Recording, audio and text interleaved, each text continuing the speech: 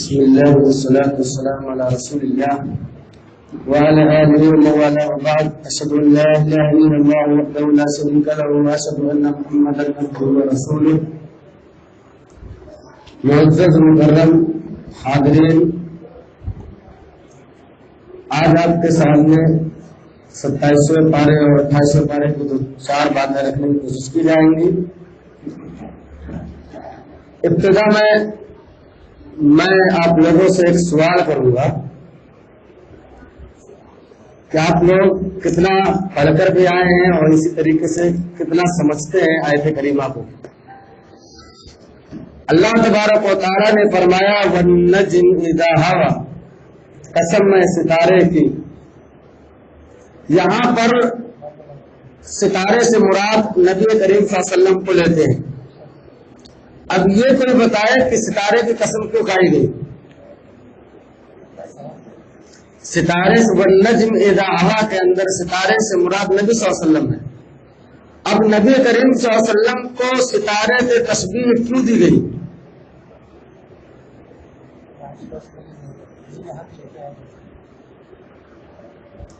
اس لیے 2 وجہ ہیں کہ ستارے کا روٹ بھی متعین ہوتا ہے اور رفتار بھی متعین ہوتا ہے. کتنے اسپیڈ سے اس کو جانا ہے اور کہاں تک جانا ہے، ستارے کا یہ متعین ہوتا ہے اللہ کی طرف سے. اسی طریقے سے نبی کریم صلی اللہ علیہ وسلم کا روٹ بھی متعین ہے اور رفتار بھی متعین ہے. کیسے؟ آپ کو کتنا پہنچانا ہے اور کیا پہنچانا ہے، امت کو کتنا پہنچانا ہے اور کیا پہنچانا ہے. وَالنَّجْمِ إِذَا هَوَىٰ مَا ضَلَّ صَاحِبُكُمْ وَمَا غَوَىٰ وَمَا يَنطِقُ عَنِ الْهَوَىٰ. جو بولتے ہیں اوپر سے آتا ہے، یہ اپنی خواہش نفسانی سے کچھ نہیں بولتے. إِنْ هُوَ إِلَّا وَحْيٌ يُوحَىٰ، جو بولتے ہیں سب وحی ہوتی ہے. علمہ شدید القویٰ، کون سکھاتا ہے اسے؟ حضرت جبرائیل علیہ السلام آ کے بتلاتے ہیں آپ کو. تو جبرائیل علیہ السلام نے جس چیز کو لایا وہ کیا ہوئی؟ روح ہوئی. اور جو آپ کو بتلانا ہے کتنا بتلانا ہے آپ کی رفتار ہوئی. تو پتہ کیا چلا کہ ستارے سے تشبیہ دینے کا مقصد یہ ہے کہ آپ صلی اللہ علیہ وسلم کو کیا پہنچانا ہے اور کتنا اپنی امت کو پہنچانا ہے. یہ ساری چیزیں اللہ تبارک و تعالیٰ نے بتلا دے. جس طرح ستارے کا روٹ متعین، رفتار متعین. یہ ہوا. ایک دوسری وجہ یہ ہے کہ ستارہ جب رات کی تاریکی میں نکلتا ہے تو بہت روشن ہوتا ہے، ہر کوئی اسے دیکھتا ہے ستارے کو. رات میں آپ چھت پہ جائیں، آگے جائیں تو آپ دیکھیں گے کہ ستارہ نکلا ہوا ہے، روشن رہتا ہے. اسی طریقے سے نبی کریم صلی اللہ علیہ وسلم اس امت کے لیے ستارے کی حیثیت سے کم نہیں. نبی کریم صلی اللہ علیہ وسلم اس امت کو چھوڑ دیجیے، آپ صلی اللہ علیہ وسلم جس معاشرے میں پیدا ہوئے اس معاشرے میں جب آپ کو نبوت دی گئی اس سے پہلے کہ آپ کی پوری زندگی روشن ہے. کس کے سامنے؟ کفار مکہ کے سامنے. پوری زندگی آپ کی 40 سالہ روشن ہے کہ آپ کو وہ لوگ خود صادق اور امین کہتے ہیں. تو لہذا جب آج اس کے پاس وحی الہی آ گئی تو ان کو ماننا چاہیے. لیکن ان لوگوں نے کہا کہ آپ اپنی طرف سے جھوٹے ہیں. ان لوگوں نے یہ کہہ دیا اللہ کے نبی صلی اللہ علیہ وسلم. یہ ہوا. اب اس کے بعد فرمایا ما ضل صاحبکم وما غویٰ، آپ کا ساتھی نہ تو گمراہ ہوا ہے نہ تو یہ اپنی خواہش نفسانی سے کچھ بولتا ہے. صاحبکم کیوں لایا گیا؟ ما ضل صاحبکم. اور عقدی مسئلہ ہے یہاں پر، عقیدے کا مسئلہ حل کر رہا ہے اللہ تبارک و تعالیٰ. صاحبکم کیوں لایا گیا؟ صاحبکم مطلب ہوتا ہے آپ کا ساتھی. آپ کا ساتھی نہ تو گمراہ ہوا ہے نہ تو اپنی طرف سے بات بولتا ہے. مطلب کیا ہوا؟ صاحبکم کیوں لایا اللہ نے؟ سوچو، عقیدے کا مسئلہ حل کرو. آج وہ لوگ جو خود نبی کریم صلی اللہ علیہ وسلم کو نور مانتے، انسان نہیں مانتے، اس صاحبکم سے اللہ نے ان کی تردید کر دی. تمہارا ساتھی انسان ہی ہوگا، نور نہیں ہو سکتا. میرا دوست کوئی ہوگا، جیسے میرا دوست حمزہ، وہ وہ انسان ہی ہوگا، نور نہیں ہو سکتا. فرشتہ میرا دوست کیسے بنے گا؟ نوری مخلوق کے فرشتے. تو عقیدے کا مسئلہ حل یہ ہوا کہ نبی کریم صلی اللہ علیہ وسلم نور نہیں بلکہ بشر ہے، اس لیے صاحبکم کا استعمال اللہ تبارک و تعالیٰ نے کیا. یہ یہاں تک ہو گیا. اب اس کے بعد اللہ تبارک و تعالیٰ نے نبی کریم صلی اللہ علیہ وسلم کی معراج کا تذکرہ کیا کہ کیا نبی کریم صلی اللہ علیہ وسلم جب سدرۃ منتہا تک گئے، اس کے بعد جبرائیل علیہ السلام اس سے پہلے آپ کو چھوڑ دے کہ اب میں نہیں جا سکتا، آپ جائیے. جبرائیل علیہ السلام رکے، آپ صلی اللہ علیہ وسلم گئے. اللہ تبارک و تعالیٰ نے حجاب کے آڑ میں نبی کریم صلی اللہ علیہ وسلم سے بات کی اور آپ کو اپنی امت یعنی نبی کریم صلی اللہ علیہ وسلم کی امت کے لیے بطور تحفہ نماز کو دیا. اب یہاں پر رک کے ہم اور آپ دیکھتے ہیں کہ آج کچھ لوگ یہ کہتے ہیں نبی کریم صلی اللہ علیہ وسلم نے معراج میں اللہ کو دیکھا. ہو سکتا ہے کیوں؟ اس لیے نہیں ہو سکتا ہے کہ انسانی آنکھوں کے اندر وہ طاقت نہیں ہے کہ اللہ جو نور ہے اس کو دیکھ سکے. آج ہم اور آپ ابھی جائیے، کوئی ویلڈنگ کر رہا ہوتا ہے، چنگاری نکلتی ہے اس سے، جب کیسا لگتا ہے ہمیں اور آپ کو؟ چنگاری ایک نکلتی ہے، کیسا لگتا ہے؟ دیکھ سکتے ہیں اس کو، چشمہ لگا کے لوگ کام کرتے. اسی طریقے سے آپ دھوپ میں کھڑے نہیں رہ سکتے، روشنی آتی ہے، کھڑے نہیں رہ سکتے. آپ جو اللہ سراپا نور ہے اس کو ہم کیسے دیکھ سکتے ہیں؟ دیکھ سکتے ہیں دنیا کے اندر. اللہ کے نبی صلی اللہ علیہ وسلم نے فرمایا جنت کے اندر، جنت میں سب سے بڑا انعام اللہ تبارک و تعالیٰ کا اپنے جنتیوں پر یہ ہوگا کہ اس کو اپنے رویت دکھائے، اپنے آپ کو دکھائے. اللہ جب جنتیوں کو جنت میں ڈال دے گا، صحیح بخاری کی روایت ہے، اللہ جب جنتیوں کو جنت میں ڈالے گا، آئے گا کہے گا اے میرے بندو بتاؤ اور کچھ چاہیے تمہیں؟ کہیں گے اللہ سب کچھ تو دے دے، آپ کیا چاہیے؟ سب کچھ تو مل گیا ہم لوگ کو، اب کیا چاہیے ہم لوگ کو؟ اچھا فیکشف الحجاب، اللہ اپنے پردے کو ہٹا دے گا. جب بندے اللہ تبارک و تعالیٰ کو دیکھیں گے تو کہیں گے اللہ تجھ کو دیکھنے کے بعد جنت کی ساری نعمتیں کچھ کوئی حیثیت نہیں رکھتی. تو جنت میں دیکھیں گے تو اللہ تبارک و تعالیٰ ہماری آنکھوں کے اندر جنت میں وہ بینائی اور طاقت ڈال دے گا کہ ہم وہاں دیکھ سکیں گے اس کو. اس لیے کہ دنیا کے اندر جو کام ہم نہیں کر سکتے ہیں، آخرت میں اللہ تبارک و تعالیٰ ہمیں وہ کام کرنے کی طاقت دے دے گا. اللہ ہمیں اور آپ کو اپنے رویت کی توفیق عطا فرمائے. یہ ہوا.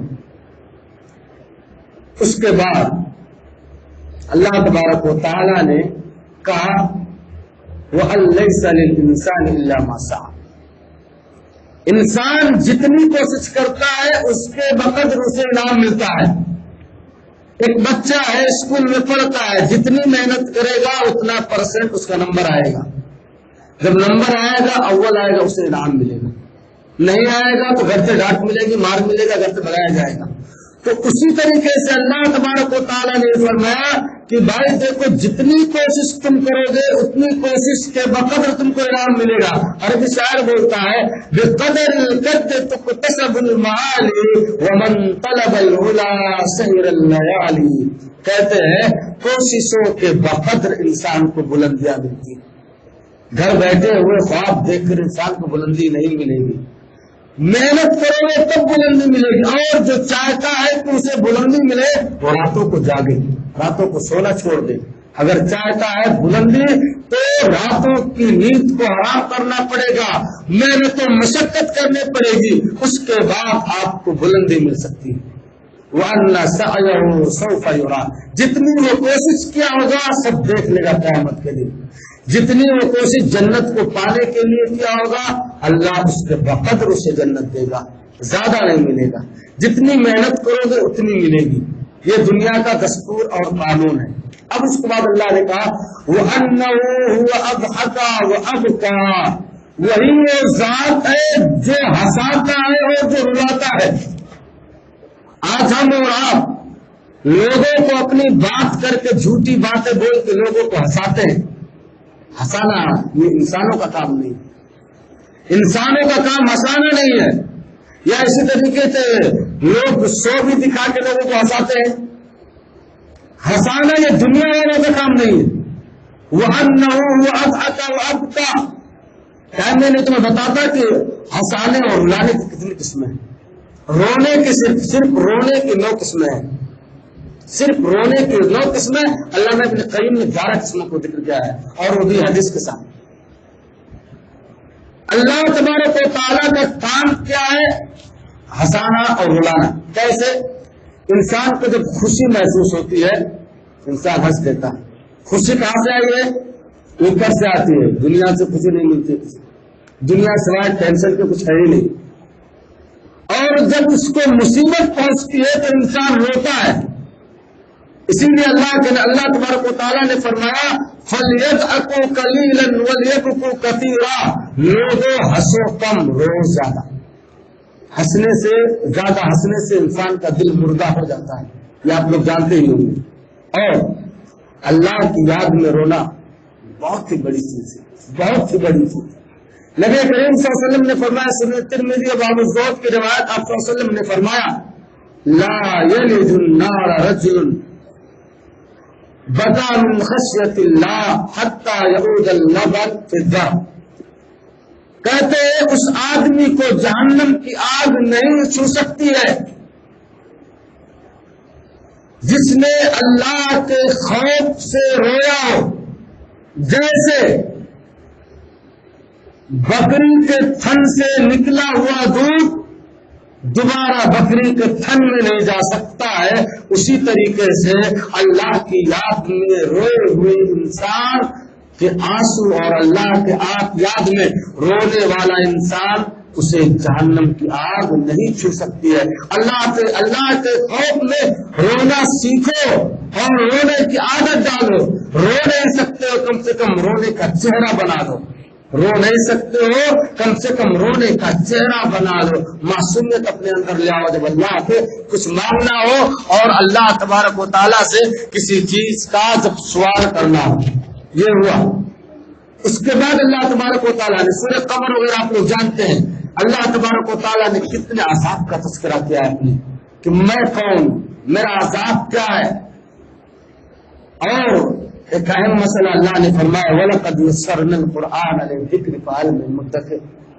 اگر انسان، آج ہم اور آپ نے قرآن پر مشکل ہونے کا لیبل لگا دیا ہے، ابھی قرآن بہت مشکل ہے، قرآن کو سمجھنے کے لیے، قرآن کو پڑھنے کے لیے 18 اور 20 فنون کا سہارا لینا پڑے گا، اس لیے قرآن پڑھو نہیں، کوئی دوسری پڑھو۔ اللہ کے تبارک و تعالیٰ نے فرمایا وَلَقَدْ يَسَّرْنَا الْقُرْآنَ لِلذِّكْرِ فَهَلْ مِن مُدَّكِرٍ۔ اللہ تبارک و تعالیٰ کہتا ہم نے اس قرآن کو آسان بنا دیا ہے، کس لیے؟ نصیحت حاصل کرنے کے لیے۔ فَهَلْ مِن مُدَّكِرٍ، کون ہے غور کرنے والا؟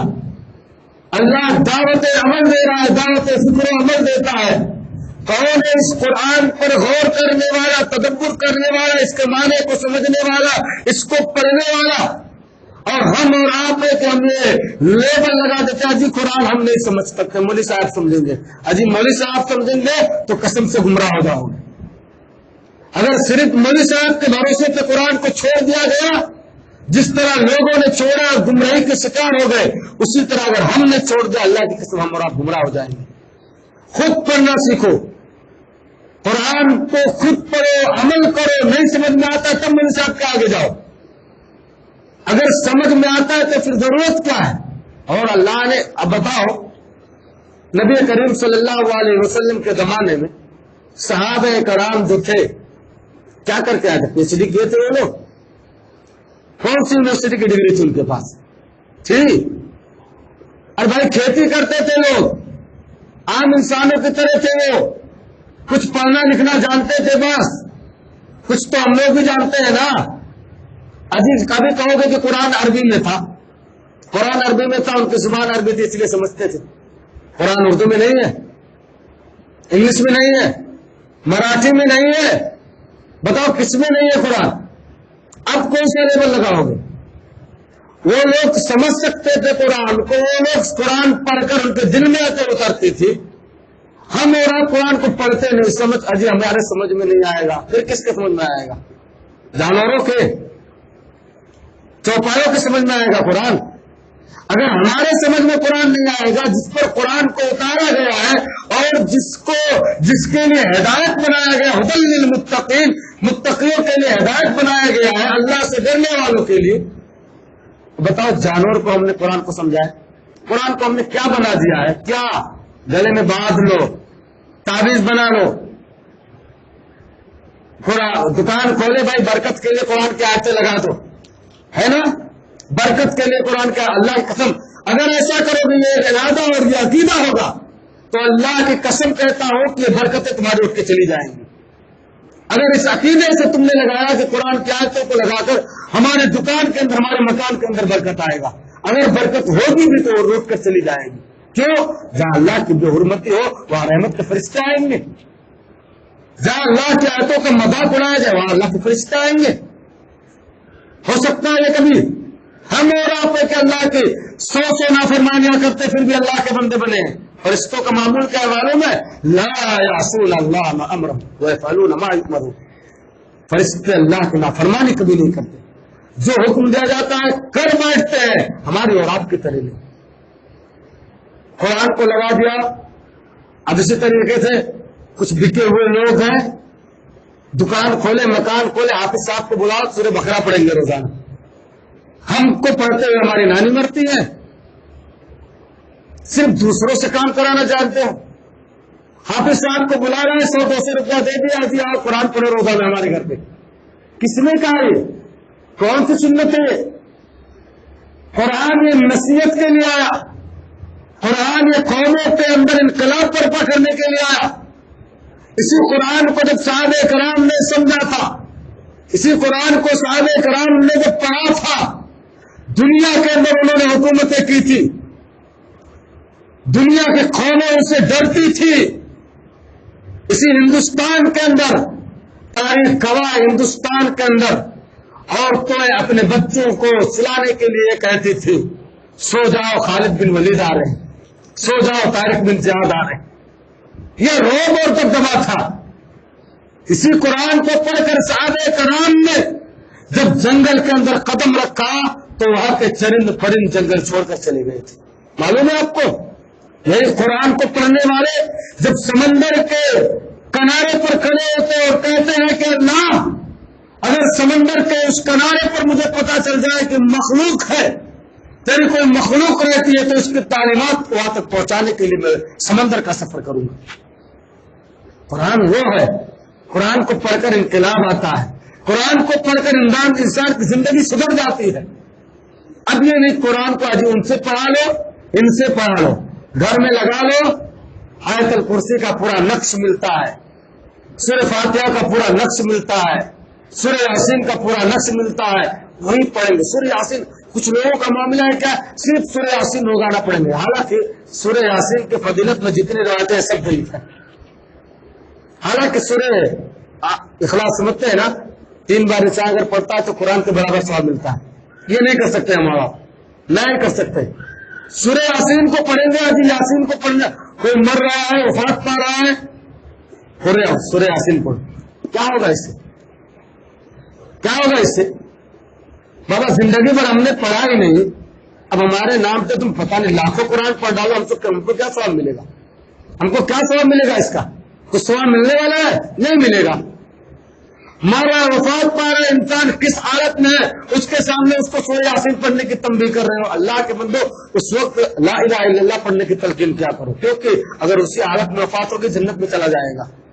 وہ نہیں کر سکتے ہمارا، مر گیا چلو بخشواؤ، بخشواؤ، کس سے بخشوائیں گے؟ یہ قرآن بخشوانے کے لیے آیا ہے، یہ قرآن بخشوانے کے لیے آیا ہے کہ بخشواؤ لوگوں کو، بلا لو کرائے کے حفاظ کو، کرائے کے علماء کو، حفاظ کو بلاؤ، اور وہ چنا اور پتہ نہیں کیا کیا کھائے، تم سے کھائے بھی، تمہارا پیسہ بھی لے کے جائے, تمہارے بھاڑے سے آئے بھی, اور تم کو جہنم میں ڈالے گی. کتنا برا انسان ہے. اللہ چند سکوں کے وقت جہنم کو خرید رہا ہے. کون ہے وہ لوگ؟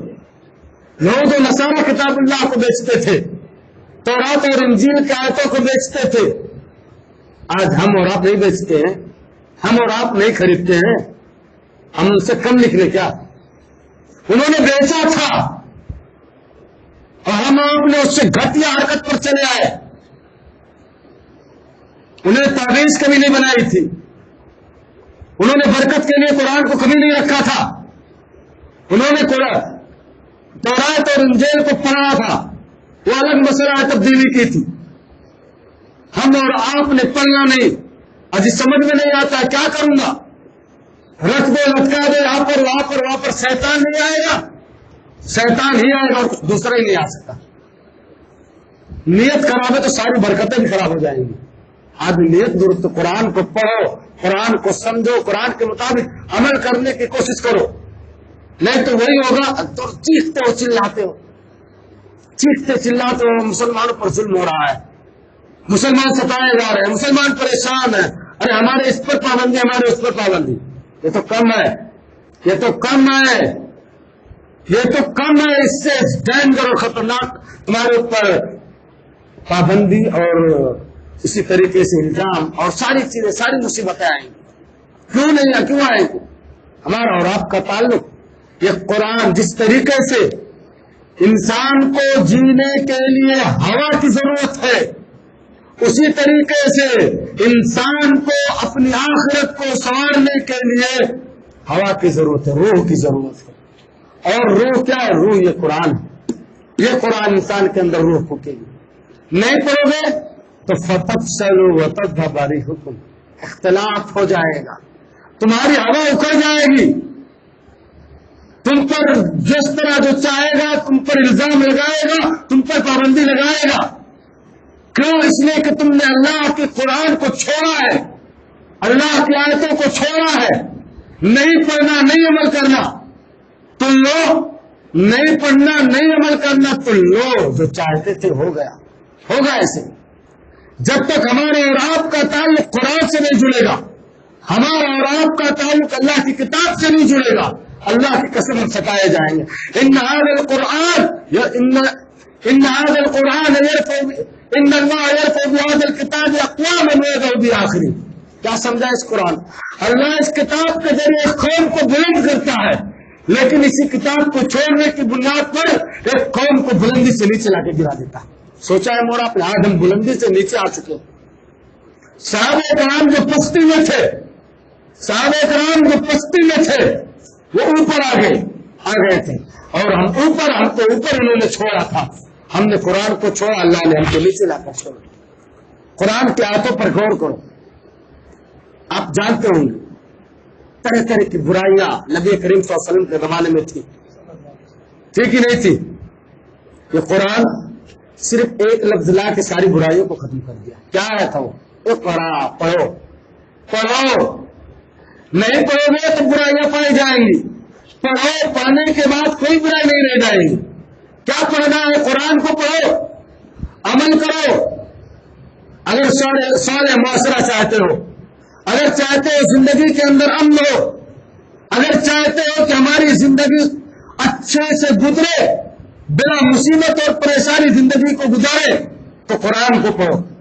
اور لفظ اقرا سے تعبیر کر دیا, لفظ اقرا سے تعبیر کر دیا کہ قرآن یہ ہدایت کا ذریعہ ہے. یہ قرآن پڑھنے کے بعد انسان نیچے نہیں رہے گا, قطع نہیں رہ سکتا ہے, وہ دلت بن کر نہیں رہے گا, وہ پچھڑا ہوا طبقہ بن کر نہیں رہے گا, وہ اقلیت میں نہیں رہے گا. قرآن پڑھے گا تو وہ اکثریت میں آ جائے گا. ہم اقلیت میں نہیں پڑھے, ہم نے نہیں سمجھے ہم نے.